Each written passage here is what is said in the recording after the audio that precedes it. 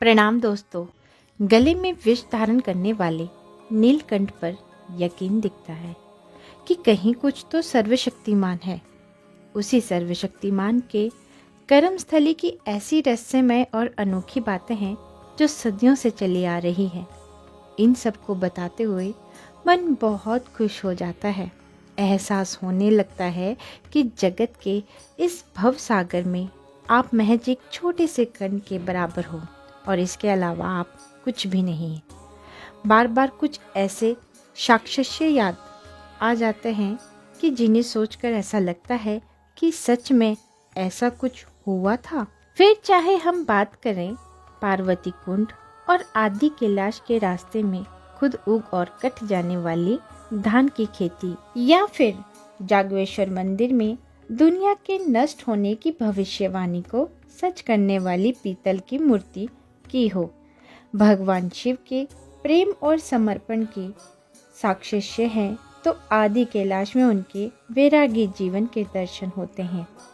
आदि कैलाश समुद्र तल से 3310 मीटर की ऊपर है। इसे छोटा कैलाश की प्रतिकृति है। यह उत्तराखंड के पिथौरागढ़ जिले में भारत तिब्बत सीमा के पास है।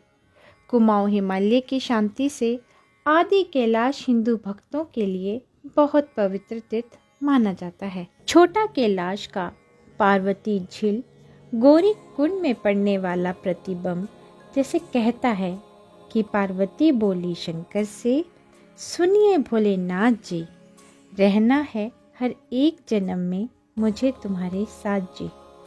वचन दीजिए ना छोड़ेंगे कभी हमारा हाथ जी। और लगता है भोलेनाथ उसी वचन को आज तक निभा रहे हैं। आदि कैलाश को शिव कैलाश, बाबा कैलाश और जोगलिंगकोंग पीक से कई नामों से जाना जाता है। महाभारत, रामायण और बृहद पुराण जैसे अधिकांश हिंदू धर्म ग्रंथों में इसका उल्लेख मिलता है। मान्यता है कि भगवान शंकर बारात लेकर देवी पार्वती से विवाह करने गए थे और उनका पहला पड़ाव आदि कैलाश था। यह स्थान इतना सुंदर और आकर्षक था कि भगवान शिव जिन्हें इस जगह से प्यार हो गया, उन्होंने इसे अपना दूसरा घर बना लिया। वो यहाँ अक्सर अपने परिवार, देवी पार्वती और बच्चे कार्तिक और गणेश के साथ आते थे।